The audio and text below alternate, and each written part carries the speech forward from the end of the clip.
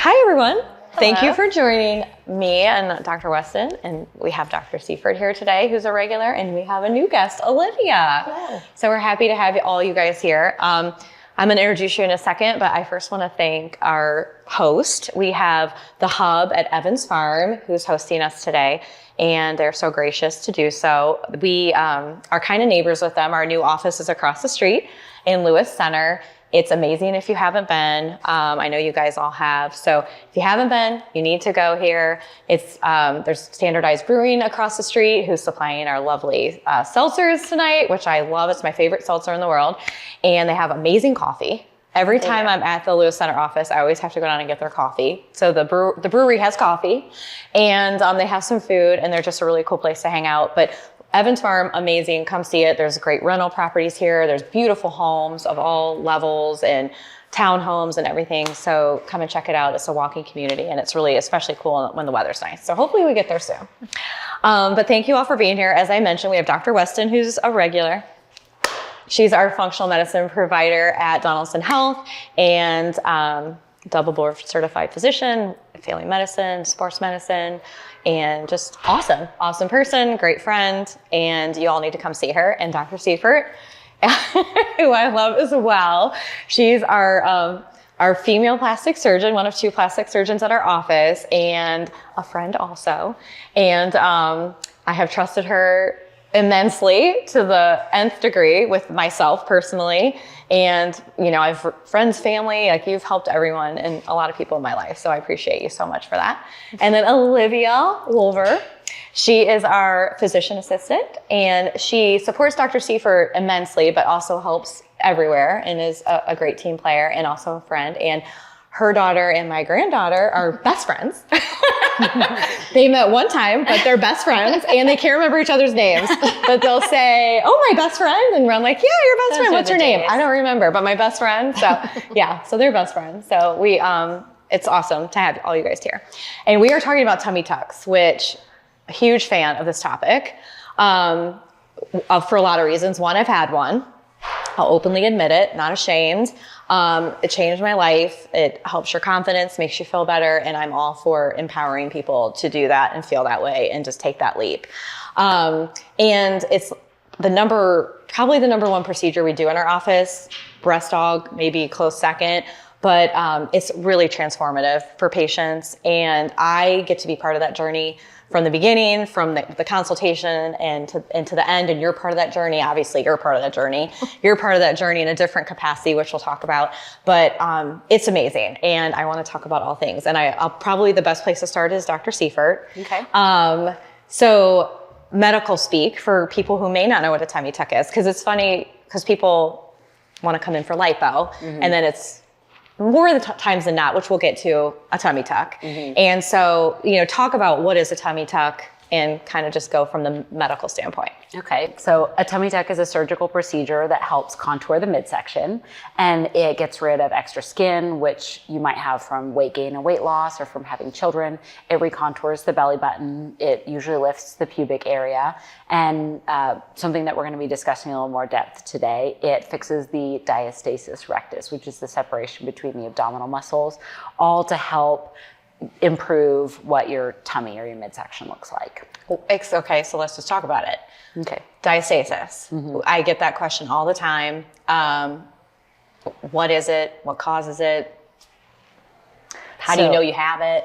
Great question. And I guess we can start with a little bit of an anatomy lesson to kick this off. So for our listeners, the abdominal wall is made up of muscles and connective tissue called fascia, which sort of envelops the muscles and then connects the muscles to each other. So you have your six-pack muscles, which are the rectus abdominis muscles that run down the middle. You have two sort of sets of them, and that's where the six-pack abs come from.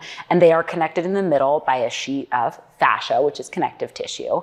And then on the outsides, you have your oblique muscles. There's multiple layers to the oblique muscles, but the oblique muscles help with twisting, stabilizing. And then underneath all of that, you have your transverse abdominis, which helps sort of compress the core and the abdominal wall and is kind of where stabilization happens.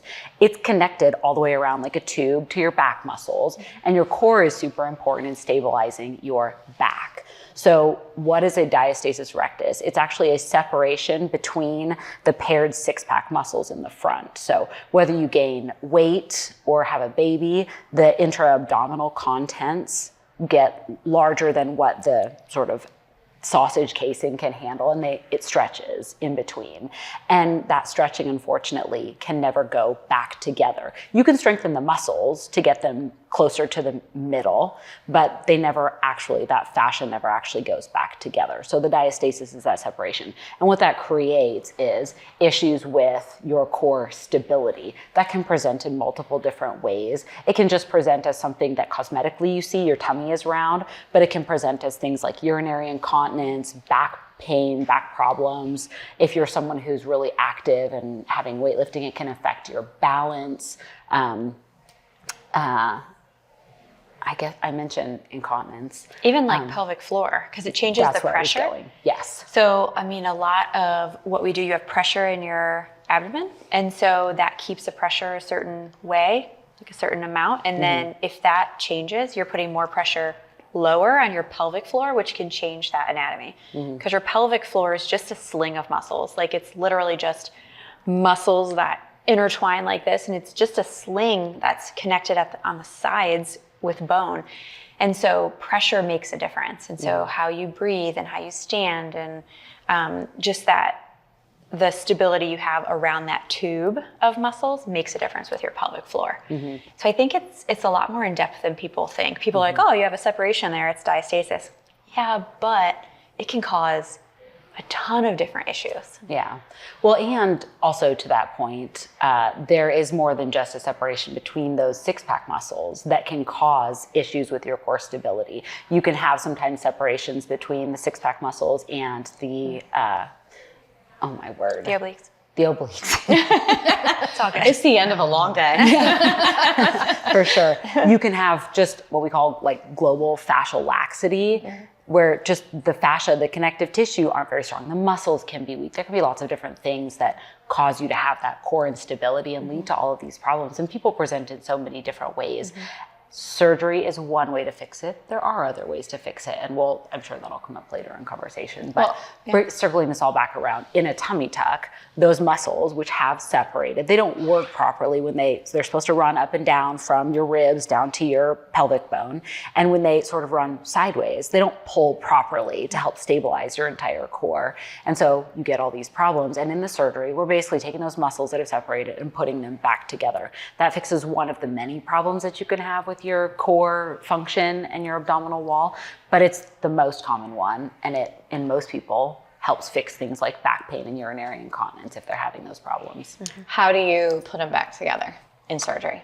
So they are sutured back together. So the edges of the muscles in surgery are actually identified and pulled back together and put together with suture. And sometimes they're put back together with permanent suture, sometimes with dissolvable suture, but what your body does is it takes over and takes the edges of that fascia and heals it back together, so that's supposed to be a permanent repair for it. That's not to say that the repair is going to withstand high pressures, like if you were to be coughing really hard or vomiting or something early on after surgery, there's the potential that it could rupture, but it's supposed to be a permanent fix. Speaking of pressure, you just made me think of something that popped in my head. What if you want to, so usually, I mean, not usually, but typically a lot of our patients have had children, and that's where they got their diastasis, and then they want it repaired from having kids. If you have a tummy tuck, can you get pregnant again? What does that look like? Like, is it possible? Should you do it? If you do it, does it ruin everything? How does that work? I totally recommend waiting until you're done actively having children. Of course, we know surprises happen, and that's always a wonderful thing. But if you are thinking about having any more kids, just wait until you're done to have the tummy tuck, because while you still could get pregnant, everything is going to stretch back out, and you're probably going to be back in a situation similar to what you were before. I love it. And just speaking from experience, asking for a friend, asking for patients who come in all the time, patients will always come in and want liposuction. And they'll get really disappointed when to really remedy what they have is a tummy tuck. And the one thing I love about our practice and you is that you're really very real with patients. And you could easily say, yeah, sure, I'll do, oh, you don't want a tummy tuck? Sure, I'll do lipo, no problem. Like just to, you know, take the money and run kind of thing. And you're just like, I'm sorry, I won't do that because you're not going to have a good result and you're not going to be happy. And it's not worth the risk of putting you into a surgery that's just going to give you a poor result. So I love that, the honesty around that. But it does take people aback a little bit because they're just like, oh, I want lipo. And they just don't understand. So what makes a good lipo candidate? What makes a good tummy tuck candidate? Do you want to answer that question, or do you want Dr. Seifert to take it? You can take it, Dr. Seifert. Are you sure? Yeah. Lipo is great for people who don't have any extra skin.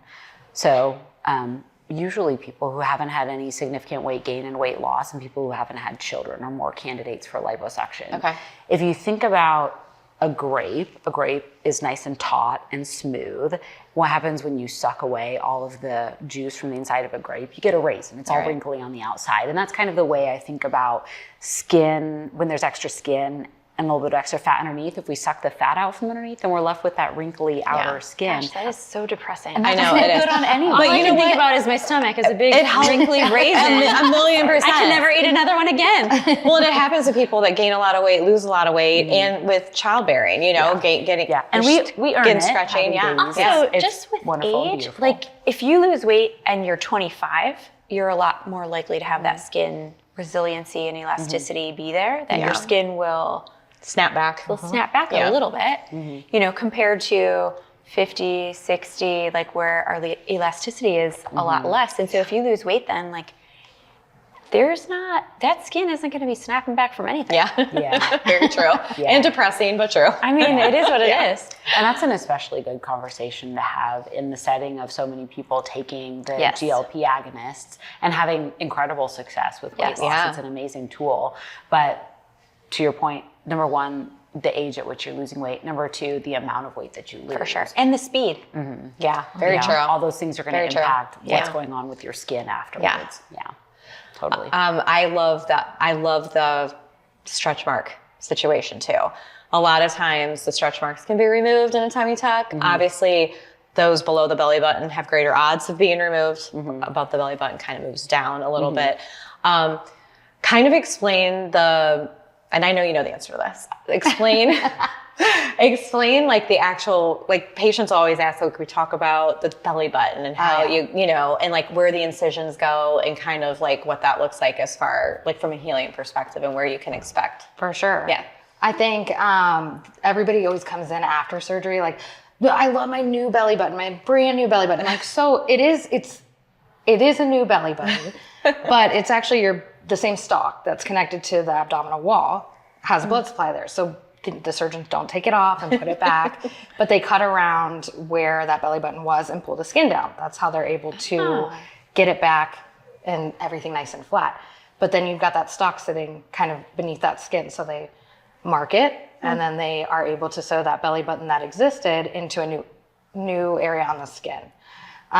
So it's still your belly button, I guess, by technicality, but it's just in a new place. And sometimes people have a vertical incision after the surgery and they're like, what is this? And I'm like, that is the hole that the surgeons cut around and they couldn't get all the skin out in order to close everything down safely. And they're like, that is awesome. So the new belly button is a little prettier typically, but not necessarily brand new. Yeah, 1,000,000%. As far as like, there's all different kinds of tummy tucks. There's a mini tummy tuck. There's a fleur-de-lis. There's a circumferential tummy tuck. Talk a little bit about those different types, like who is kind of a candidate for those. Because a lot of people are like, well, I just want a mini, but it's not going to do the job that it needs to do. Yeah, and I'll try and sort of keep this concise because this could be like a whole conversation in itself. But a mini tummy tuck really, a mini tummy tuck really treats from the belly button downward. So if you have a little bit of extra skin there, or sometimes women who have a C-section scar that's really tethered, we'll remove the C-section scar and then just tighten up the skin a little bit there. And it doesn't really improve the appearance of the belly button. Doesn't do a whole lot for above the belly button. A mini tummy tuck can involve pulling the muscles together, but typically also doesn't do that. So it's really just a skin operation to help tighten up the lower part of the tummy. A Traditional tummy tuck is an incision sort of low across the pubic area, and I take a lot of pains to make sure that those incisions stay really low so that you don't have to always wear high-waisted pants. And then fixes the rectus diastasis, gives a new belly button, and is usually done with some liposuction. A fleur-de-lis tummy tuck actually is really helpful in people who have had significant weight gain and weight loss, because what happens is as you stretch and then contract after the weight loss, the skin stretches in 2 different dimensions. And so if we just pull tight this way, there's going to be extra skin this way. And so the fleur-de-lis adds an up and down incision to be able to remove the excess in sort of this, the more sort of vertical direction. And then a circumferential body lift or a circumferential tummy tuck goes all the way around. So for people who may have that, I guess with weight gain and weight loss, the same thing happens. It's kind of happening everywhere. So the skin is stretching everywhere. But people will notice that they sort of have like a ridge that goes all the way around, and the incision goes all the way around the body to take all of that extra skin and tighten up all the way around. So it kind of lifts the buttocks and the thighs and helps create a nice smooth contour on the waistline. And there's different roles for each one of those different surgeries in everybody who's lost weight, especially if you're talking, anything probably 30, 40 pounds and upwards. You're going to notice the need for different skin removal in different areas, not just a traditional tummy tuck. Do you do traditional the most? Is that the one? That's a great question. I feel like I have done a ton of circumferential body lifts and fleur-de-lis tummy tucks lately because people are having such rapid and profound weight loss on the GLP agonists that they just have all this extra skin. And what a great gift to you. You work hard and lose all this weight, and then you have this extra skin, and now what do you do with it? Yeah, that's what I think I love being in consultation with Dr. Siepert, because you always give a good, better, best. You have somebody that comes in for liposuction interest, and it's like, it's a good option, maybe, not always. Here's your better option, and then here's your best option. And I think it's awesome that we can offer all these different types. It's not just the traditional tummy tuck. Our surgeons are really well versed in multiple different types of procedures, and they'll cater to you, what you need as a patient. My take is we're going to be doing a lot more of the less traditional tummy tucks as we go along in people's weight loss journeys. Well, and we have the luxury of having you, which we have the weight and wellness program. So speaking to that, I know like people have massive weight loss on that, which is exciting to see. And when they come into when I get to talk to them after the consultation, they're just like, I still don't feel like myself. Even though I lost the weight, I have all this skin. I don't like the way I look in the mirror. So it's like the final thing that they can do to feel like amazing, put kind of the bow on everything. So that said, talk a little bit about, there's different kinds of patients that we'll see for tummy tucks, and some have like the visceral fat more, some have, more subcutaneous fat. Like talk a little bit about kind of the fat and kind of what you can do about it. So I think, yes, people come in after they've lost the weight and they want the tummy tuck and the skin removed and everything, which is wonderful. But then you also have the patient that comes in and you're thinking, it's not going to get you the result you need. We have to first lose the weight because they have visceral fat. So you have like the fat that you can grab, and then the fat that you can't suck in. If you try to make your stomach tight, it's still rounded. That's that visceral fat. And so that's fat around your organs. And that's the most detrimental fat because it puts you at higher risk for metabolic dysfunction and diabetes and cardiovascular, unhealth. So ideally, we want you less than 10% of your body weight to be visceral fat. And so a tummy tuck or lipo can't get to that fat. You're in a different plane of the body. And so for those patients, we want to first lose weight and then do whatever surgery you may need. And I love we have that option to offer patients, and we do. If they're above a BMI or we just think this needs to happen first, you're just not going to get a good result. What you're talking about, we can't fix without diet and exercise. How do you measure 10%? How do you know if you have 10% visceral fat is an ideal or less than? So there are scans that you can do to look at your visceral fat. There's something called an in-body that you can do to see it. A lot of times you can tell on exam. Just if they have that, if you literally can't suck it in. I mean, just to make it really easy to understand, if you feel bloated, but it's all the time and you can't, that's visceral fat. And so unfortunately, as we age, that goes up too. But those are the patients that come in and they want a tummy tuck, but it's not gonna do them justice, which I love that we tell them that. Yeah. Because you could not. You could just do what they want, but they don't know. Patients don't know. I mean, I don't know. Yeah. Or I didn't. And so I would love, we get a lot of questions about lipo. I mean, I deal with a lot of perimenopausal women who are starting to get some midsection weight gain. Like, what is the perfect person for lipo, in your opinion? The perfect person for lipo is someone who has had very good weight stability and hasn't had children yet. They just have a little bit of extra fat somewhere. Liposuction is a contouring tool. I know a lot of people want it to be a weight loss tool, but it's a contouring tool for creating shape. And so people with tight skin are generally the best candidates for liposuction. Now, I do love pairing liposuction with a tummy tuck because then we're sort of artificially creating the tight skin situation and then using liposuction to create contours around that. But I wanted to ask, so you mentioned InBody as a way to know what your visceral fat content is like. Are there any other ways that people can sort of like test whether or not they have a big amount of visceral fat or subcutaneous fat? Yeah, so you can do like a waist-hip ratio would be the cheapest way that's available to everybody. So you measure your waist and your hip, and then you can tell if you're an apple or a pear or an avocado. Now they've added, and so that's like they've added an avocado. I mean, we never had an avocado. We went to school. It was just apple or pear. And, I mean, I don't like years ago I was doing a lecture. I'm like, avocados have made a run over the last few years. I didn't even know what an avocado was until like the last 5 years, and it's avocados everywhere. And now you're shaped like one. It's like, I know, now there's a shape. What's the difference between an avocado and a pear? I really just think an avocado is in between. I understand the fruits. It's just a new age pear. It's like the trendy pear. What about, what's this one? It's celery. But I mean, your waist hip ratio isn't good when you're a stick either. And it's also just where you gain weight. Yeah. Like, do you gain it in your hips or do you gain it in your belly? I have a great question. I I have a great question, and I get this all the time. And I think I know the answer, and I kind of answer for them, but I don't know if I'm actually being truthful, like medically speaking. So people ask me all the time, if I get okay, so your big surgery is tummy tuck lipo 360, and this woman, and you will attest, is a freaking magician with a liposuction cannula. She's like, amazing. Like the transformations are incredible. Yep. Whether it's liposuction, whether it's fat grafting, like BBLs, like you're incredible.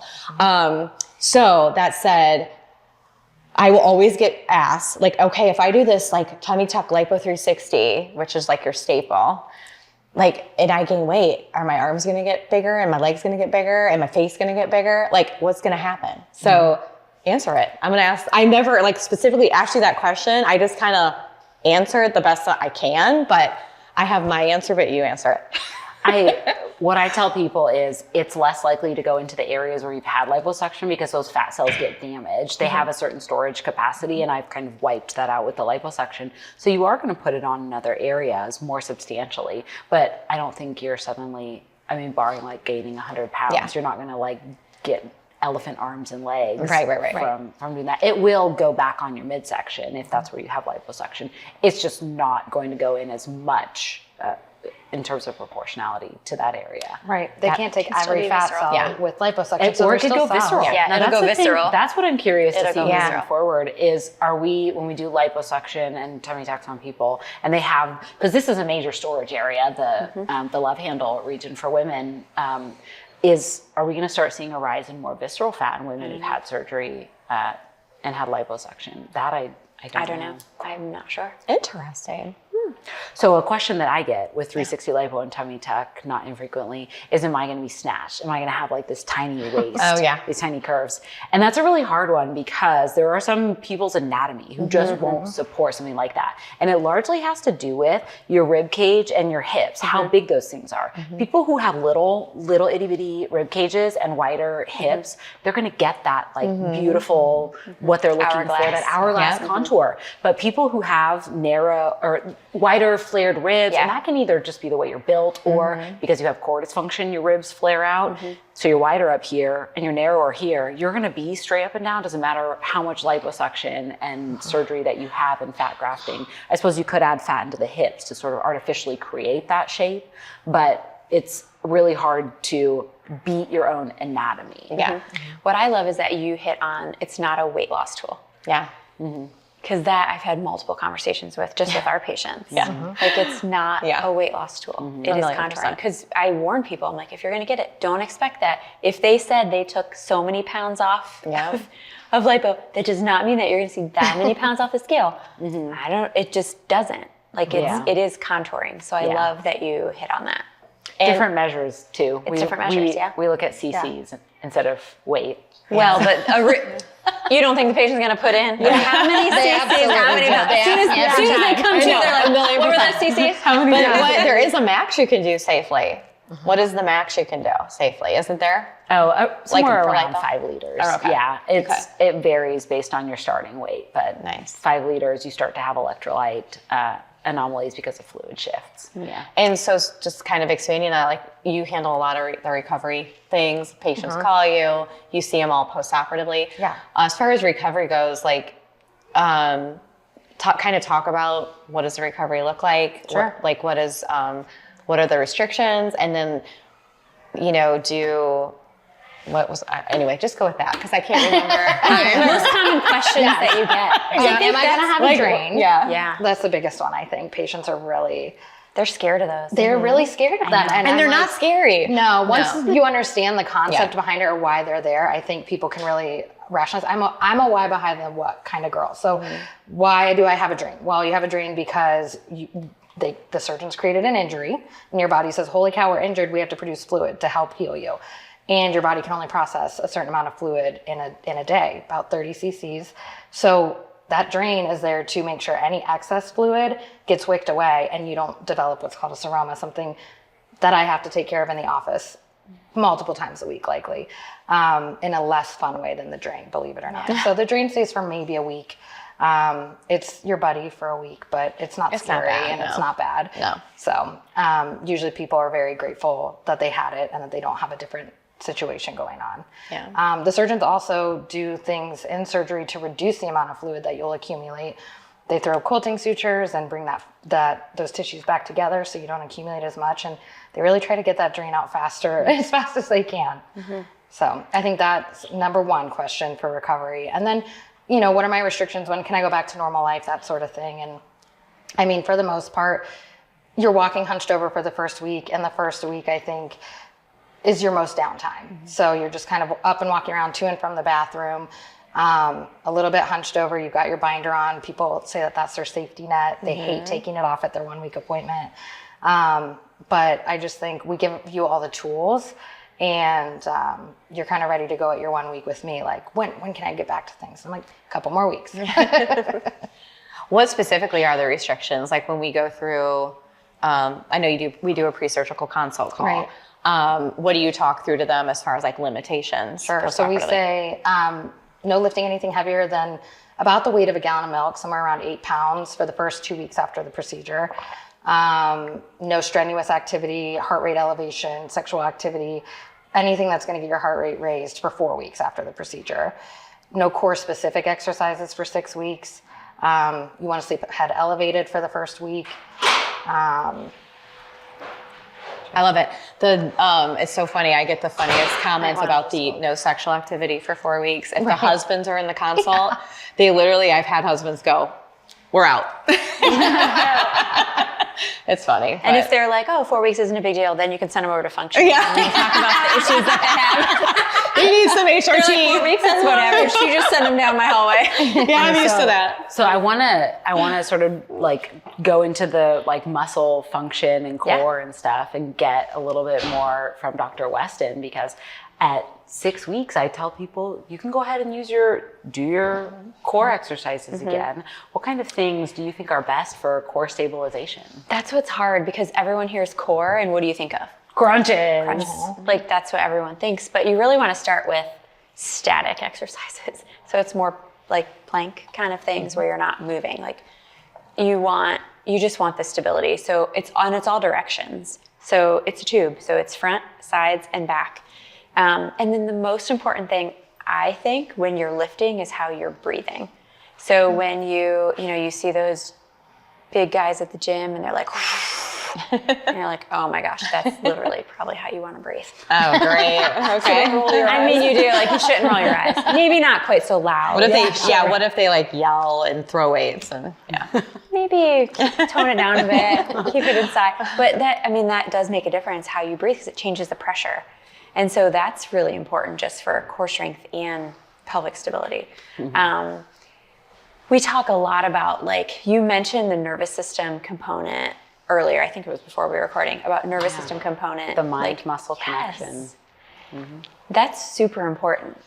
And it's important, I think, for women, and I think Carrie has heard me talk about this many times, but when we are, like, conditioned to have a flat stomach and, like, you're just constantly keeping it in and, like, tucked in, and you're at the pool and you're constantly having this tight core so that that's not healthy.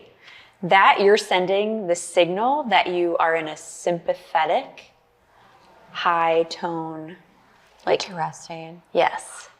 Like, it's not, you're sending your body the message that you're in a, like, fight or flight state. Because when you do that, you're automatically chest breathing. You're right. So you have, I have patients put their hand on their chest and put their hand on their belly. And when you take a deep breath, like, usually most people's chest handle move more. That's a sympathetic way to breathe, which is a fight or flight type of, and you can't have your fight and flight nervous system on and your rest and digest. And most of us need more rest and digest, a little less fight or flight. And so when we belly breathe, that's us turning on that parasympathetic, that rest and digest. And if you think about babies, their bellies are like, You're they have nothing to stress out about. Yeah. They have no worries. Like, that's what we need to be like. So I'll often say, like, I can't wait till it gets to the point where we're at the pool in the summer, and I'm like, oh, I love your parasympathetic tone there. Just your belly, like, I can't make it to that point. That's so contrary to what you would think. Yes. When you think about trying to, like, restore your core stability, you think about sucking in and keeping everything contracted and nice and tight. You don't think about your nervous But it does system. affect the way you breathe. It does. And It totally the other affects thing that it. and it's probably outside of this conversation, but talking about your diaphragm and how that functions too, because your diaphragm, not just your abdominal wall, but your diaphragm is a big part of your core stability and breathing. But I think we should probably have a physical therapist talk about those things, because that's, like, well beyond my realm of. I'm a surgeon. I'm a carpenter. I would do that stuff. Well, speaking of, you mentioned physical therapists. So a couple things that I'll get questions about from patients is physical therapy to repair diastasis, and also a kind of a separate thing, but also a third party kind of being involved in things, lymphatic massage, post tummy tuck liposuction. So whoever you want to speak to that, or, like, what your thoughts are on, can it be repaired through physical therapy? Or repaired, no. Okay. Because the actual tissue is stretched out. There's no way to make it go back together. But you can functionally improve how your abdomen works with physical therapy. Like Dr. Weston talked about, a physical therapist who specializes in core and pelvic floor is going to work with you on how you breathe. Actually, it starts from your posture, the way you stand, the way you sit, and that impacts how you breathe.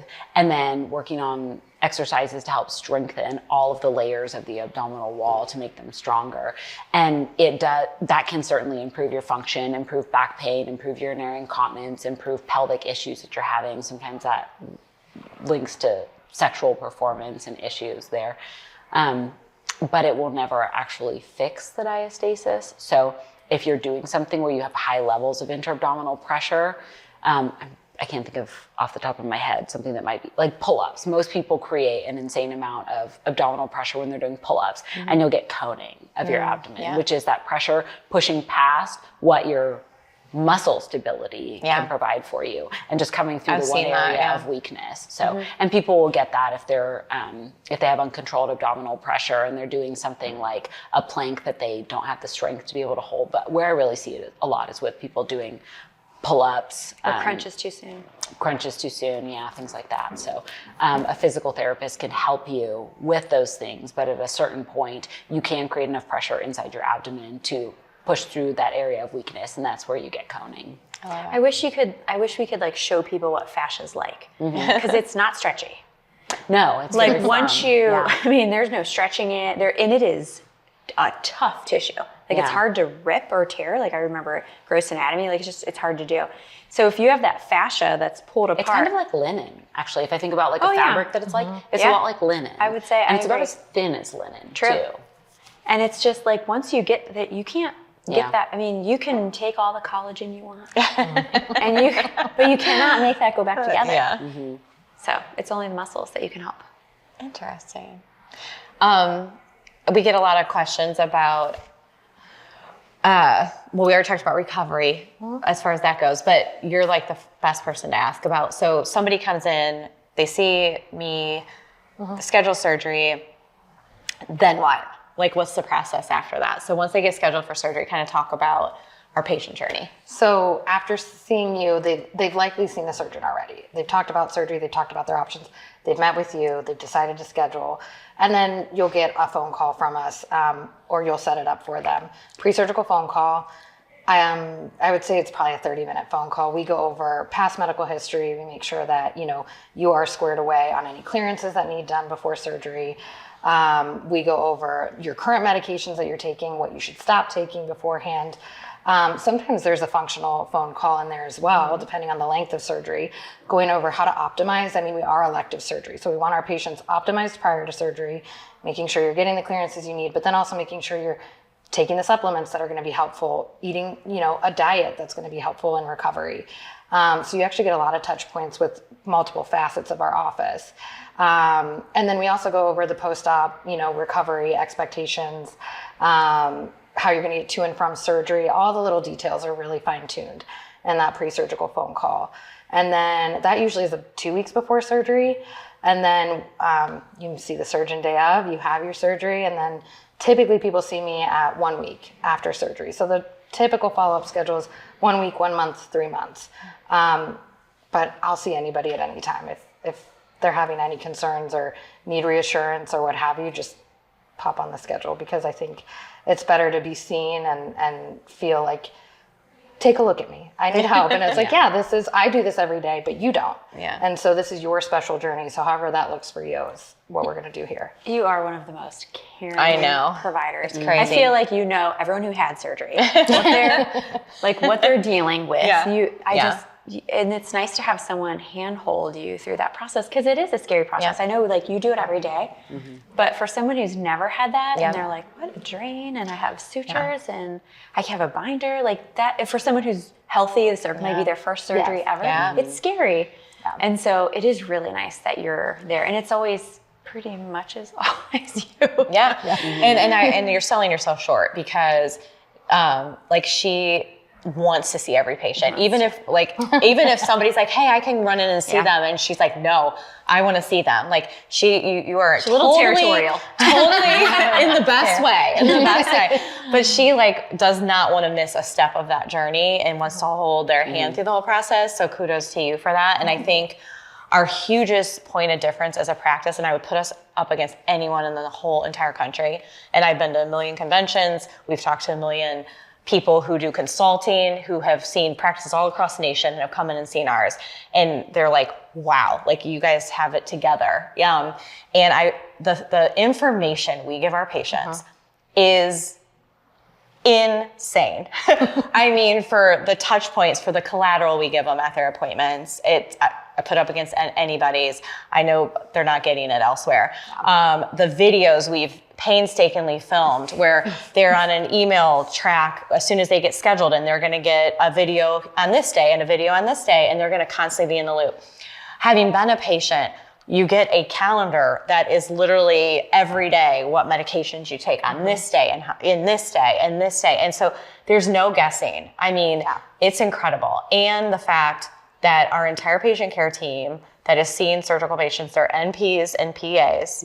And so they are decision makers. You don't call in and have a question that they're like, oh, I don't know, let me call the surgeon, and then they have to call the surgeon, and they have to call you back. How to answer questions in the moment, which is amazing. Sure. And we're 24 hours available. So in the middle of the night, if you're concerned about something and you're not running to the ER, There's always someone. Someone is going to be there to talk to you credential and hold your hand that knows what's going and on. be there. And I know you're humble, but I have to like give props to you and the patient care team, but especially like you who sees all those patients and stuff, that it's bar none. Yeah. Without question. I want to the absolutely best, echo that. yes, and the just best, celebrate you. the best in the business. I'd put us up against anybody, honestly, and having heard that from third parties. I think I've heard you say to a number of people, because we do refer our family members to these surgeons, like, you really trust our most loved people in your hands. Yeah. It just speaks volumes, I think. Yeah, for the whole a million practice. percent. You can't possibly credential anybody more than that, right? To say, I trust my family members with you, or my children with you, or myself with you, you know? I mean, that's huge. You can't get better than that. We should ask trivia questions about tummy tucks. That would be fun. You could ask us trivia questions about tummy tucks, and if we get it wrong, we have to take a drink. I would need a minute to come up with some. That would be horrible. We need to make this really fun. I only know I have friends who've been through it, and then I have friends. Well, who it could be medical Oh my speak, gosh, so you I should have know friends it. that. Well, I have friends that have diastasis, and you know who they are because they're always modifying at the gym. Because people also with diastasis think that they cannot do any kind of core exercise, which is not true. Yeah. Like you have to do core exercise, but you can tell because everyone's modifying, and so they want the diastasis fixed, and so they'll talk to me about like going to their general surgeon, and I'm like, Yeah, they want it know you covered by could- insurance. yeah, Always. but really Yeah. though, when I talk to them about, but who wants just that? I'm like, while you're doing it and going through surgery, you might as well get the skin removed and get the tummy tuck. And I was like, our surgeons will do the diastasis for free. Yeah, just like the tummy tuck. And so I don't actually know if most general surgeons will do just a diastasis You have to jump repair. a lot of hoops. And there is a way to technically a way to do it with like laparoscopically, but the thing that I don't know, because I've never actually seen anyone do that, is when you pull that, so the muscles and all the fascia and everything are kind of connected to the skin a little bit. And when you pull it together, What does it make the skin look wide, like? what happens on the outside? Yeah, well, look kind of does it like bulge on the? I feel like it'd be tethering, don't you? I mean, I feel like I've known patients who have had it, and I don't think I think they would complain.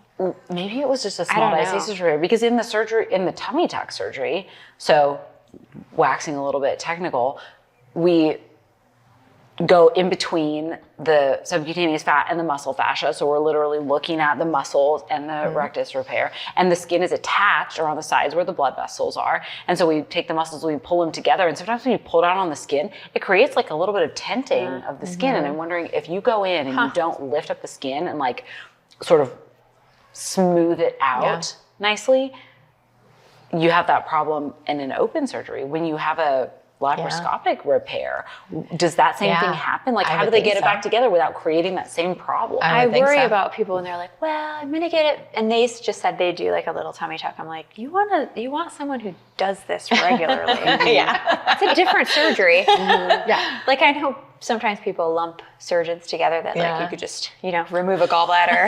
It's fine. But You don't want me taking very different. They're very different surgeries. You're in the wrong place. I mean, you're not doing C-section. Like they're just very different. Yeah. So you really want someone who does it. Well, that's a great point, and it wasn't even anything that I had on my radar to talk about today, but I want to, because I'm really passionate about it. Because in the world of social media, I see all these doctors who are just doctors who are performing these surgeries in their offices that I'm like panicking watching happen, because I'm like, how are they doing this surgery? Like, how are they credentialed to do this? Because I know their background, I know their training that they've had, and knowing like your training and Dr. Donaldson's training. So speak to that. Like, what differentiates you from a general surgeon, a cosmetic surgeon, which is the big one that people get confused with, and then plastics? Yeah. What's the difference in training? I guess plastic specifically. surgeon is someone who has gone to a plastic surgery specific either fellowship, which is generally 3 years after doing general surgery, Which is 5 years. Correct, yeah. So you would have 8 years of total 8 years of training. surgery. Versus if you go directly into plastic surgery at a medical school, it's 6 years of plastic surgery training, and then occasionally fellowships after that. You can do a cosmetic fellowship for a year after having become a plastic surgeon in the first place. So the difference is there's specific training in plastic surgery principles, wound healing, just head to toe, certain different surgeries, reconstructive and cosmetic. The cosmetic surgery title can be given to anybody who has undergone a training course on certain cosmetic surgeries. So you have to have your MD, and I would assume that most courses require you to be some sort of surgical specialty. So you're an MD who is also surgical. That could be obstetrics and gynecology, that could be general surgery, that could be Ophthalmology. Ophthalmology, it could be otolaryngology or ENT, and then you go to a course to get a certificate to say that you're a cosmetic surgeon and you learn how to do cosmetic surgeries. There is so much more than just the steps of the surgery to understand and know how to do, which is why you go to a plastic surgeon, because when something goes wrong, when it goes great, yes, anybody can do it. When it goes wrong, which it does, in the best of hands, every surgeon has problems. Actually, what the best surgeons in the world will tell you is if you're not having complications as a surgeon, you're not operating enough. So you want to be in the hands of someone who understands what the heck is going on and how they can fix you and have different tools to be able to pick you up and get you to the place where you're supposed to be. And also the place where you are. Someone who can recommend a surgery appropriate for what you want, because a cosmetic surgeon is going to have a very narrowed scope of what they can and can't do, so they won't even know things to a hammer, everything's an offer, right? So like, and nothing against this, just my friends who have had things done, like in ophthalmology, they'll do blepharoplasties or what are they? Something's lifting somewhere. That general area. I don't know, like something eye related that they pick up. Not sure. So, but it's different. Like, so you will recommend like that, but you can also recommend other things that would probably maybe better fit what the patient wants. And if you don't have someone who even knows how to do it, they're not going to recommend it. Yeah.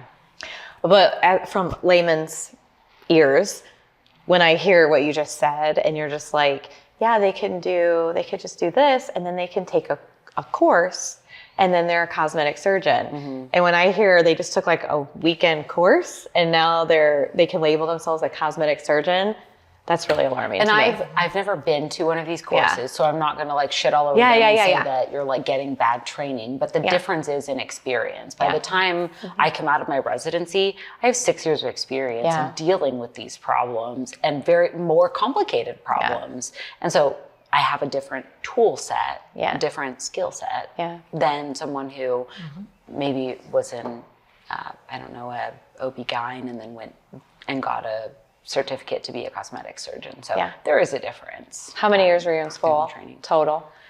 From kindergarten on? Oh God. Oh my gosh, we're gonna need more hands. I don't know. I think I was 35 when I graduated. So So 30 years. It's 30 years. So you did you did plastics. I went integrated straight out of medical school into plastic surgery, so 6 years. Okay. And I didn't do a fellowship because I got great cosmetic training in my residency. Yes. So did you have, so 4 years of undergrad, 4 years of med school, and then 6 years of 6 plastics? years of plastics, yep. Oh, wow. And a year of business school in there. Oh, that's right. You're an MBA. Yeah, just for fun. MBA, just for fun. giggles. She didn't have time. Like seriously, obviously. you're an anomaly. She's like, what can I do? So hey, So many doctors all get their patients, MBAs when you nowadays. come in, you can get some business advice during your follow-ups. Bring your spreadsheets in, and she'll help. Oh, true. You don't use it, extra. you lose it. But I do. I want the surgeon that's got a toolbox full of different tools for my problem, not just the one that has the hammer that can smack a nail. And everything's a nail. Yeah, I agree. 1,000,000%. Another thing I love about our practice is our functional medicine component, which is unique, and it can intertwine with surgery very nicely, and there is definitely a place for it. So talk about what that looks like with our surgery patients, and then we do a perioperative call for our longer surgeries, because we do a lot of surgery, so we can't do it for every surgery. Kind of talk about what that looks like as far as from the functional perspective. I think right now it's 4 hours or longer surgery. We'll get a perioperative call. So it's usually with Courtney, our PA. And so she'll go over like what you're currently taking, what supplements you're taking. We talk a lot about lifestyle. We talk a lot about diet. So, you know, if you think about it, like recovery is really important. And if you don't give your body the tools it needs to recover, it's not going to recover well. So we talk a ton about protein. We talk about collagen. We'll talk about supplements that can help with your healing journey. And then also just like things that you might struggle with post-operatively. So some people will say, gosh, I really struggle with nausea post-op, or, you know, sleep post-op, or anxiety day of. And so we go over things that they can do, either prescription or herbal.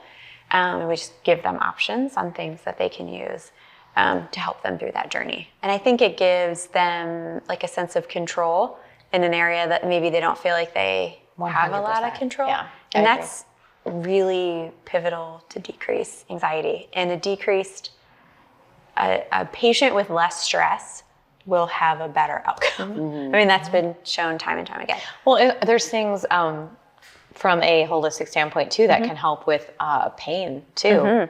I mean, there are simple things like turmeric can decrease pain by 50%. Yeah.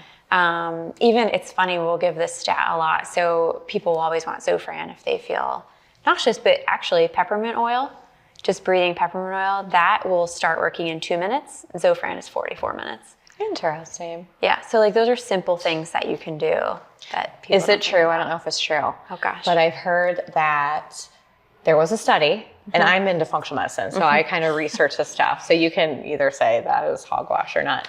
But there was a study that higher levels of melatonin equaled a higher pain tolerance. So would it behoove someone who's getting ready to have surgery to like maybe take some prophylactic melatonin? So there's evidence to take melatonin prior to certain doses. That depends on your surgeon, because some surgeons are not comfortable with melatonin prior to. Interesting. Like some anesthesiologists are not comfortable with that. So we've actually taken that off of our plan. Okay. Because but there is some truth to it. There's some truth to it. But that's a battle I'm not willing to. And we have Amend we can prescribe to that for people who, because nausea is a real thing and people are concerned about it. Especially if you're having a tummy tuck, like throwing up is not the best thing to happen after a tummy tuck or a facial surgery or something like that.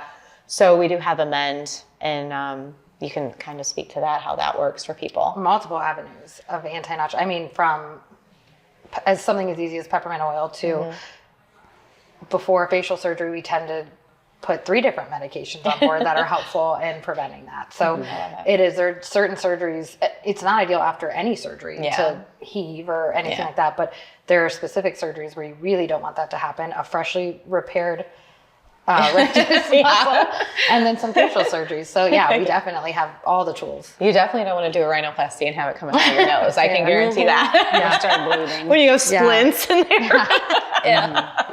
Not a good thing at all. So we're going to do something a little fun. I'm going to do some trivia questions here about tummy tucks. Okay, let's go. So I'm going to ask you a couple of different questions. Is this a drinking game?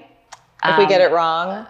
Or whoever answers last has to have a drink. What if you're wrong? I mean, I could Well, if you're wrong, you have to have a drink too. But you are not in it because you're too medically inclined. Yeah. Everybody has to You can drink. cheer. What do I know? Everybody has to drink with every question. Okay? Oh, okay. Wow. She's an aggressive host. I love this. I love this Dr. Deceiver. You can come every We'll month. start with a softball. Okay. What's the medical term for a tummy tuck? Abdominoplasty. I'll drink. Abdominoplasty. So this is, I'll give you options. A tummy tuck primarily removes which type of tissue? Bone, muscle, cartilage, or excess skin and fat? Excess skin and fat. D. Ding, ding, ding. Everybody drink. Oh, if you say so. Twist your arm. And I just want to say, you can't exercise your skin away. No. Oh, thank you for saying that. Like you because can't. people will be like, oh my gosh, I'm working so hard, I'm losing weight. I'm like, the more weight you lose, the worse you're gonna look because it's just your skin. But it's true. People that you're going against everything you do every day. No, just like if they're already having an issue and they want a tummy tuck, I'm like, honestly, the more weight you lose, the worse that's gonna look. People are It's like, I gonna want to be get rid more of wrinkly. this. I'm It's like, gonna if be more you're saggy. pinching skin. Yeah. You cannot exercise It's only surgery. that away. It's Just only surgery. go see the A surgeon. million %. And then it won't come back. Your skin Yeah. will not come back. Yeah, I feel like that's a good public service announcement. When you pinch, Yes. if it feels pretty thin, Like it's probably here. just extra skin. Yeah. I Got think it right people here. get really frustrated. They're like, I exercise so much and I diet and That's my I just life can't seem to every make day. this go away. Yeah. And it's because it's not fat. You're not going to exercise it away. I try so It's skin Yeah. and the only way to make the skin go away is a surgery. I literally So had that either don't conversation beat 3 yourself times up today. about it, you're in a great place, you're lean and healthy and all of that, or we can do something about it. Yeah. I hear so many stories of people who they go on a weight loss journey and they have very great initial success, and then they kind of like hit this wall. And that's why I asked the question about the set points. Like, do you get to a place where you're maybe not at your goal weight, but you're at a place where like you can't keep doing the same thing to keep pushing downwards because something is stopping you there. So I'll Hormones, say, your metabolism, what have you, where you have to change the story a little. well, there were studies done like back in the day with passive objectors for war. And so what they did, if they didn't want to go to war, they put them in the asylum or whatever, where they could give them their food. And so they decreased their caloric intake by 30%. And so they lost weight, but then they would plateau. Because you're going to plateau. You don't just keep losing weight until Your body adjusts. Yeah. Your body Your adjusts. body Your takes away your BMR will, metabolism. and so you'll take away from the, the caloric expenditure you need to keep your heart going and your brain going, to keep the lights on. Like, you'll take away from those caloric expenditures, and you'll stop losing weight. And so if you take away your calories too quickly and you do that, you're gonna hit that set point. So people who are on semaglutide and they lose a ton of weight quickly, and then they're gonna meet that plateau. It's pretty quick that they'll meet it, and then they're like, what do I do? You can't eat less. Well, then you have to do something to rev your You have to metabolism do back something up. different. And that's usually you gain have muscle. to slowly gain, Well, Yeah. we always talk about gaining muscle for sure. Yeah. But Well, my whole thing is, so I guess the question that started this was, when people who are on a weight loss journey, wait until you're at your goal weight or as close to it as possible. But I also want to see weight stability for a few months before you have That is surgery, true. Yeah. because you don't know, are you still on a downswing towards a set point? Are you on an upswing to get back to a better set point? It's a great You point. want to know that before surgery, before you invest all this time, all of this effort, all of this money into doing something like this. You want to know, where's your body at? And we're not great at being patient. I'm at my, wherever I'm at in my weight loss journey. I want this surgery now because I see extra skin, but like, we should wait for a little bit. Yeah. But my like the big thing that I tell everyone, and I don't know how often it falls on deaf ears, like, you need to be doing some kind of strength training, because you hit 30, your body starts, you change hormonally, you start losing 1% of your muscle mass, which is the only modifiable thing that you have besides stimulants to increase your metabolism, 1% per year. So what that means is, if you eat the exact same number of calories and do the exact same thing every year, starting when you're 30 until you're 40, you're going to gain weight between 30 and 40. And then you're going to go, what happened? I didn't do anything different. that's always the story. I But you haven't done did do anything something different. You did nothing. Your body did something different. said that. Your muscles started to I wasn't atrophy. gonna say that. And that's your furnace. That's what's burning the wood here. I mean, I hear that You have time to, and time you again. have to do I haven't that. done anything different. I'm like, your body's changed. And that doesn't mean you have to be bro bodybuilder No. at the gym, but you have to do some kind of heavy resistance training so that your muscles don't just wither away But because you they're have not being used. do that with eating protein. Yeah. Because 100%. otherwise you have no body, you have no building blocks. And There then we are, also you talk can, about you can hormonal do low, balance. people who are untrained can have low protein diets and gain Who are muscle. untrained. Yeah, on strength training. Yeah. But at some point, But you then have you'll to hit the start plateau, right? feeding Yeah, the for sure. the So you're process. saying asking for a friend, if you are gaining weight in your 40s and 50s and you haven't changed anything. Yeah. The biggest thing to do to lose the weight is lift. No, No? I'm not saying that. Okay. No, it is well It's part established. of the equation. It is for well sure. established that exercise will not make you lose weight. Okay. That It's is a well diet. established. It is established that exercise will help you keep weight off. Right. That's time and time again. We did shown. that last podcast. Yes. Yes. But you need to, as far as diet goes, you need to eat the protein, but you need to do something with the protein you're eating. So that's lift weights. Like, you will get gooier and gooier if you do nothing. So it's a combo of lifting weights with You're the protein. just gooey. And people tell me that, like, Yeah. I'm like, No, it's like, it's 'Cause you're legit. losing all your Because you muscle won't mass. do anything and everything changes. And it's Yeah. like, well, what's going on? But so you're saying You have to eat differently. protein with the lifting. 100%. So not really cardio to lose weight as you No. age. So it's just protein lifting. Okay. Good. Cardio Good to know. burns calories. The more you know. But I mean, I Yeah. think you need a little bit of all of that. If Yeah. we're talking about longevity, it depends on your. And my patients who exercise hate when I bring up. I've brought up the graph multiple times in the last 2 weeks on how, like, exercise has a point of no return, where, running 5 miles doesn't equal the same as running 10 miles. It's not double the calories you burned. Yeah. So I have a unique perspective with what I do for the office. Being the surgical director, I see all the patients. after they've seen the physicians, and I get all the concerns, essentially. I get, the biggest ones are, I'm afraid to go under anesthesia. I'm a mom. I have kids. Why am I risking this? It's a lot of money. I don't feel like I'm worthy enough to have that much money. Like, I feel very selfish. I feel like I don't deserve it. I mean, name it. I can say it, right? And it's a real thing, and it's really sad, actually, because the patients that like tell me I don't deserve this, and I would be like, yeah, you do. And they're like, no, I don't. And I'm like, yeah, you do. I'm like, you're amazing. You're a mom. There's nothing better in the world that you have done. You've sacrificed yourself to raise children, to bear children, to deliver children, to carry children, to feed children. And if you have something going on with your body that you're not confident about, you deserve to fix it. If that's something that it's worthwhile to fix, like, you absolutely deserve that. And in doing that, you literally will be a better mom. And I've seen it firsthand. I have seen people that I know that have done this, that will go to the beach with their kids, and they will sit under an umbrella, covered up in a cover up with a towel around them, and not get up and play with their kids, run in the water with them, build a sandcastle with them, because they're so self-conscious about how they look. And if that's that person, then this will literally change your life. You will be a better mom that can run on the beach in a bathing suit and not be trying to cover yourself up, and in the sand, building a sandcastle. And it will change your life. I've seen it in different circumstances with men too. It's not just a female thing.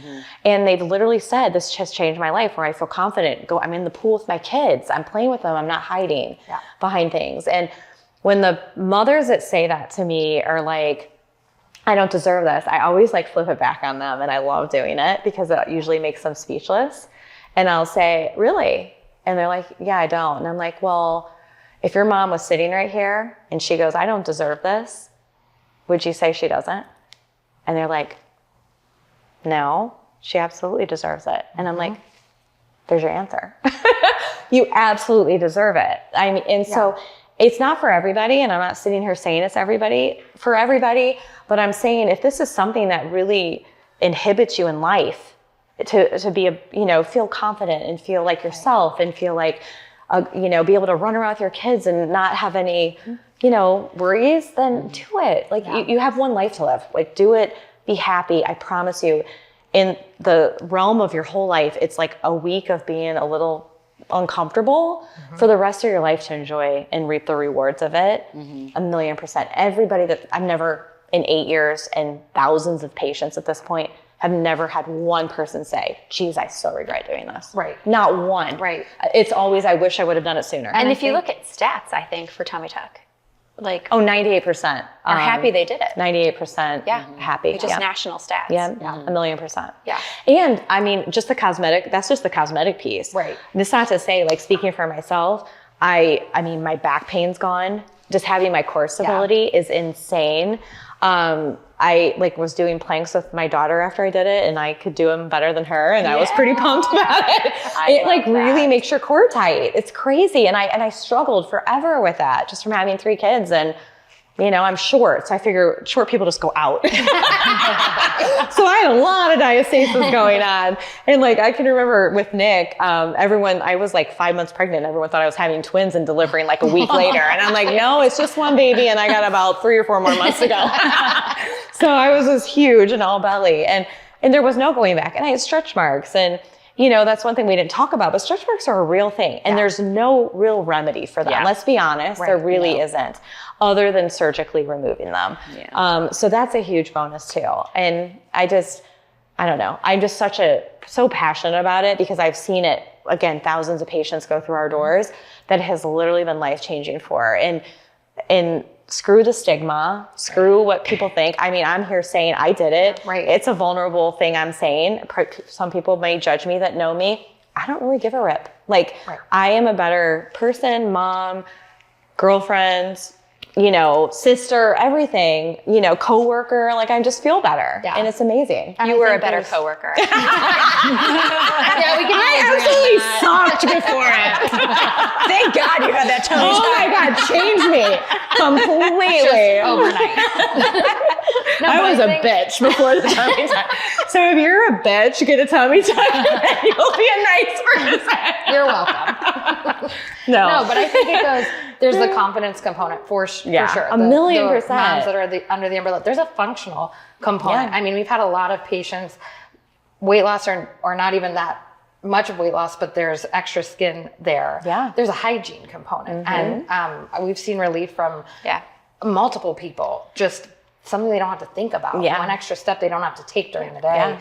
Tucking things in or cleaning things out. What you wear. Lifting things up. Exactly. Well, and That's I will exactly say the it. abdomen is so hard to camouflage in clothes. I mean, you can Nowadays, camouflage it's a legs. little bit better with you, the high-waisted. You can camouflage like, you know, like if your arms are a little bit bigger, you have options. You can even wear an off-the-shoulder shirt and it helps to break that up. Yeah. I mean, your legs, you can wear a skirt, you know, or whatever, flowy pants. Yeah. The stomach's hard to camouflage in a dress and in pants and things. Yeah. So it's like, it's just such a game changer. But I think the narrative is the same. Weight loss patient, mom, what have you. Yeah. You did the hard work. Whatever gave you that diastasis and then you're coming back from it, you did that hard work, having a child, raising a child, losing weight, right?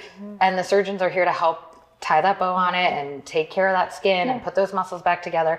You're absolutely deserving of it. And then the recovery doesn't have to look as long or difficult as I'm sure it sounds. Yeah. You know, you're expecting I'm having this big surgery, and you are. It's a real surgery. It's a big surgery. But the recovery of it, you know, moms have to mom. Yeah.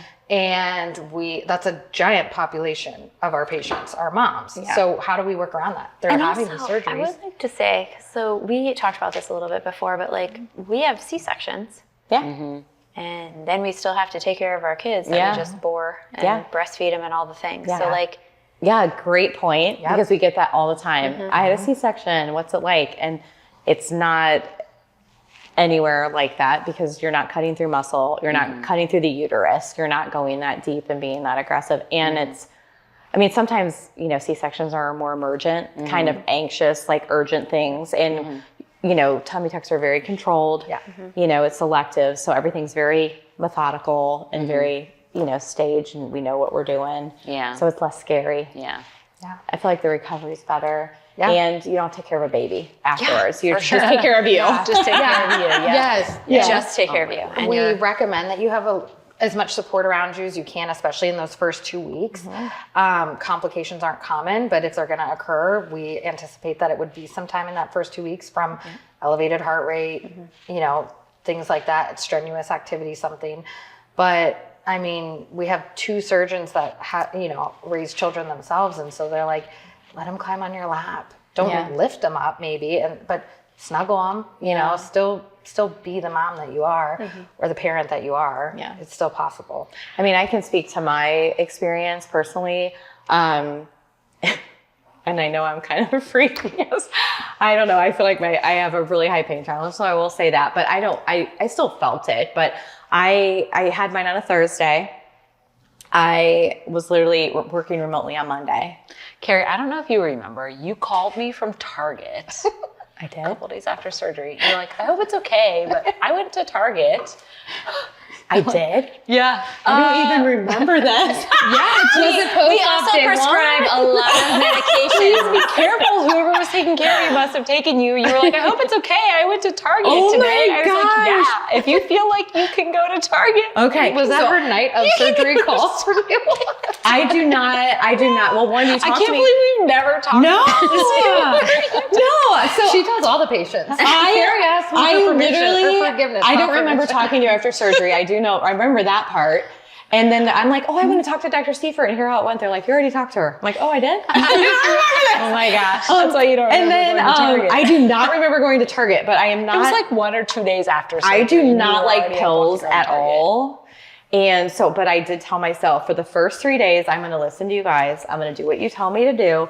And then I'm going to take it as needed afterwards. And after 3 days, I really don't think I took any pain meds. I did take, a muscle relaxer before my showers because my back would tighten up. That's another weird thing. People don't realize, but you compensate with your lower back. So sometimes your lower back hurts more than your abdomen hurts. That's what the muscle recovering because you're like You have to bent be over. hunched over. So I would take a muscle relaxer before my showers, but I started working remotely on Monday.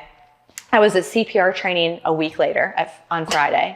I know you wouldn't do anything. I know, I was on CPR training. The one thing I think is a great little tidbits, because people will go crazy. Like they'll be like, oh, I need to buy a recliner and I need to do this and I need to buy a hospital bed and I need to do, and I'm like, no, you don't. I'm like, prop yourself up in your bed with pillows. The two things I would say that helped me immensely were, I always recommend patients get a stadium blanket. Just a big stadium blanket that's waterproof on the outside, really plush on the inside. It's super comfortable.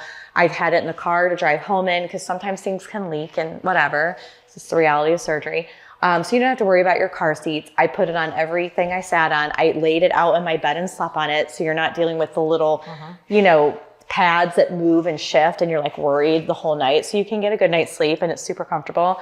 Highly recommend that. And then a lanyard. So when you take a shower, if you with the drains, you can put the drains in there. So then your hands are free to do your shower. Yeah. Those are really the only two things I would really recommend getting that you absolutely, I think it's a game changer. I think the stadium blanket, well, I've definitely had that feedback, but mostly from liposuction patients. Yeah.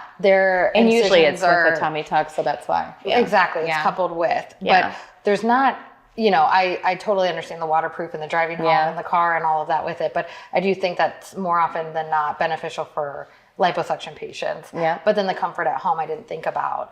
The lanyard's huge. Yeah. Everybody's like, what do I do with this drain? I'm trying to shower. I can't shower. I'm like, do you have a shoelace? Yeah. Put it around and loop it through. And I'm like, that's, genius. Yeah. So I like the lanyard idea. Yeah. One thing I want to follow up on, because it's always a question, lymphatic massage. Oh, yeah. Post-surgically. What are your thoughts on that? Yeah.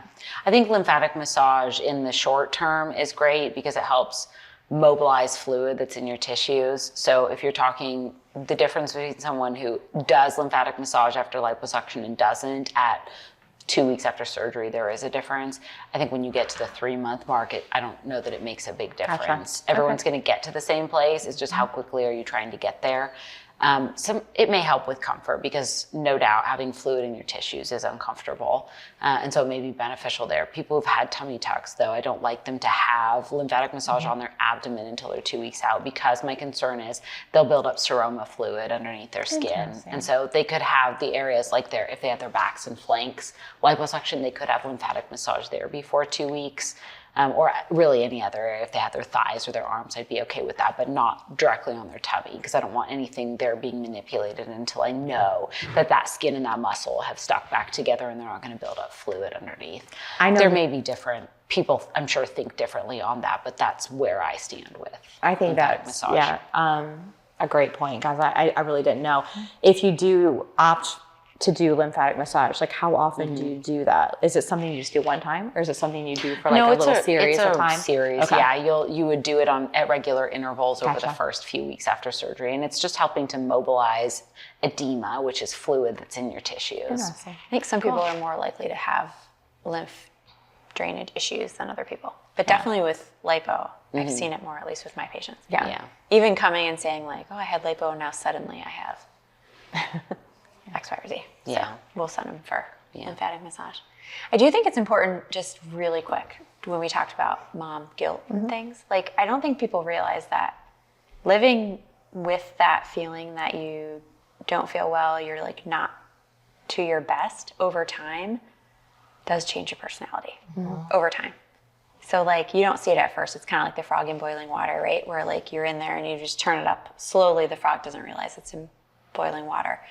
And that's how it is with women who like slowly start having like small just feelings of themselves and low self-esteem. And so over time that does change your personality and you get more moody and you get, so I just, if it's taking that effect and that toll on you, and if you could do a surgery to help that, not saying it's going to help everybody, but if that's a lot of the root of it, that's huge for people. There are also certain things that people carry on their consciousness every day about clothing choices, hygiene issues, back pain, incontinence, the feelings of self-worth or lack of self-worth, you carry that on your consciousness. And if a surgery can clear that slate for you, moms have so many other things to worry about. Let's wipe those things completely away, and you don't have to worry about it anymore. Right. Or you're at a football game or whatever, and you know it's warm outside, you know you're gonna take your sweatshirt off and be in a shirt that maybe a little bit more revealing, and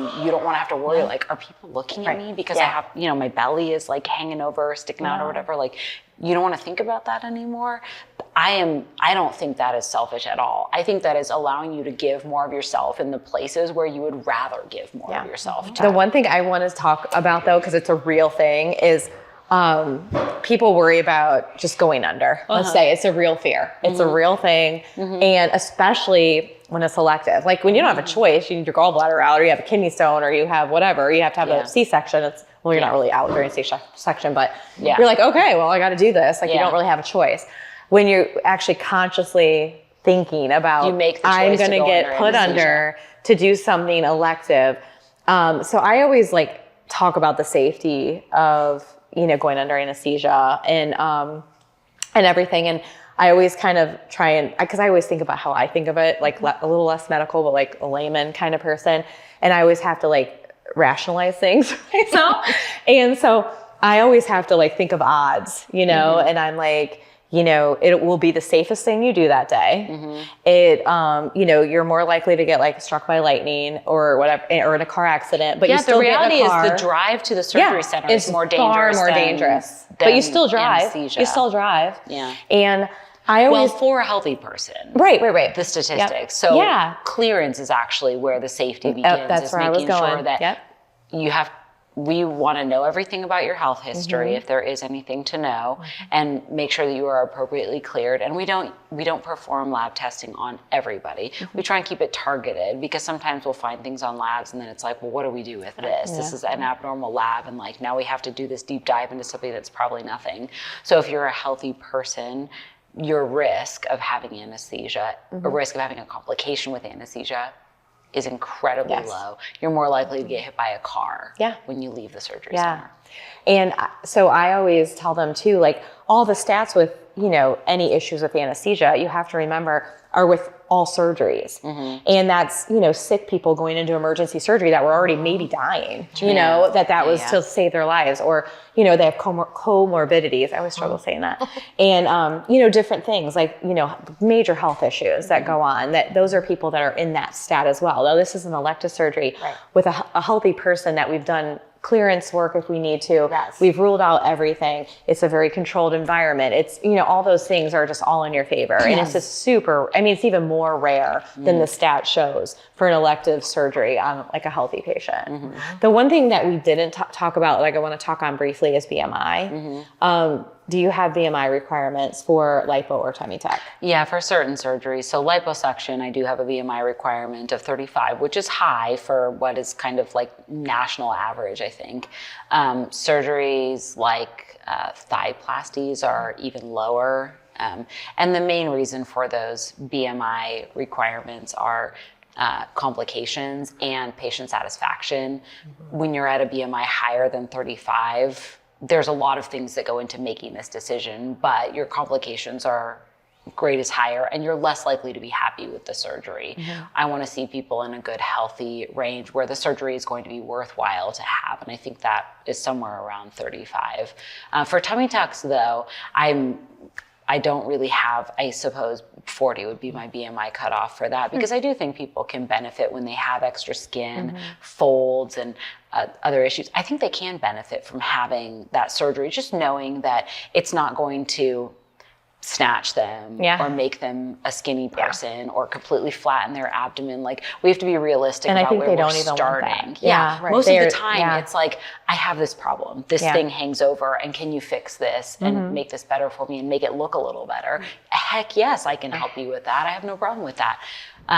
But if you want to get on a weight loss journey first, let's go there first with Dr. Weston and her team, if you have that in mind. But sometimes people come in and they're like, I have any dreams of losing weight. I'm Yeah. like happy with my life the way it is. And Yeah. I don't, as a surgeon and as a doctor, I want to help people be healthy because I know your risks of cardiovascular disease and diabetes and all those things are way higher when you're at a high BMI. And so I don't love that answer, but I can't walk in your shoes and make you do these things to live a healthier lifestyle. So if you tell me I'm not doing that, I say, how can I help you then? Yeah. The other thing that people really appreciate that I think they don't expect with a tummy tuck is the improvement to the mons area. And that's just kind of a little added benefit that people are like, it's like you get a little lift. So you get a little whatever, like a little rejuvenation issue that down people there. Complain about? Yeah. Is the mons? I mean, I know people complain about the lips.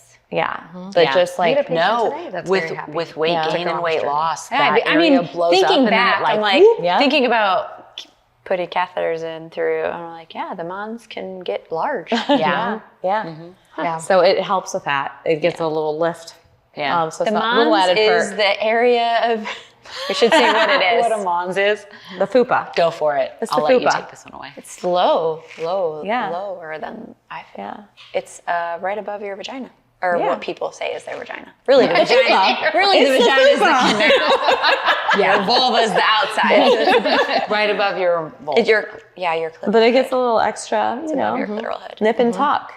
Yeah. So it's all good. It gets a lift. interesting. And some of that I only hair say that because a lot gets of removed. patients will ask about that. You know, will my mom is it a monsplasty or will that improve? And that is So- something that just kind of generally improves. It's not a focus. Not every surgeon lifts the mons in this surgery. Dr. Donaldson and I both do. Yeah.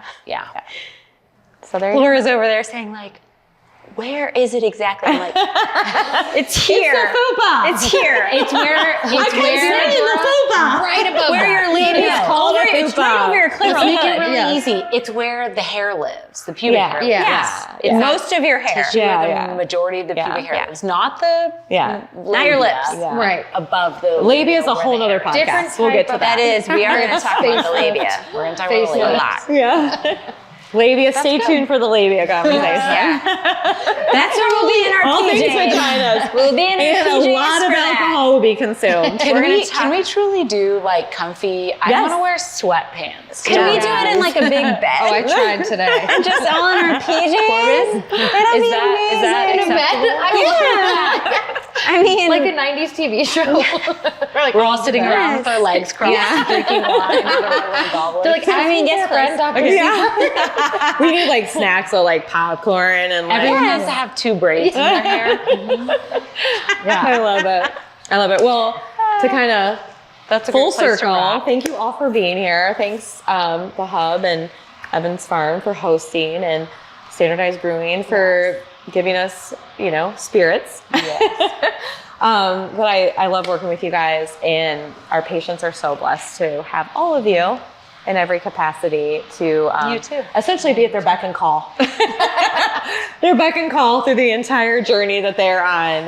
But it's a fun journey, and we love being part of it. So I think my favorite is the new clothing, like you said, your friend that shows up in bathing suits. Yes. That's the epitome of what Donaldson Health is. Yeah. Is let's inspire your confidence. So all of a sudden you're wearing bathing suits and you're taking photos of yourself. you're like, oh, it's bathing they suits. can't wait to try it on. Everybody I know sends me that. Look at this bathing suit. They're so excited. It's so fun to see. Oh, my favorite thing is a patient selfie. Yes. They- Send the selfies to us, please. Yeah, we want to see. We're not going to post it, but we want to see Well, it. if you want us to post them, we wanna will. Some know. people love We to wanna advertise know. it. I love That's to see another it. thing I forgot to mention. I also love this brand aligned thing that we do not post photos of our patients. We are very, it's a private thing. And if you are a serious patient and you come in for consultation, you're more than welcome to see before and after photos of patients who have agreed to that. But we don't post before and afters. We do testimonials, which I think is more beneficial because, like you guys will say, anybody can have like a good before and after photo, but they could have had a terrible experience. And so the testimonials, obviously those people have a great result, or they wouldn't be saying they loved it and they love their result, but they are talking about their experience with the staff, their experience and through their recovery. How attentive were we? So I love that about us too. And I think that's a testament to who we are and in hearing those patient stories versus just a photo. It doesn't really say a whole lot. So, and we're the lucky ones. Yeah. They trust us, you know? They trust us to take care of them. They let us in on that journey. Yeah, I think we're the lucky so ones. Cheers and guys. to the It's next been one. great. And it was wonderful talking to you guys. Fun.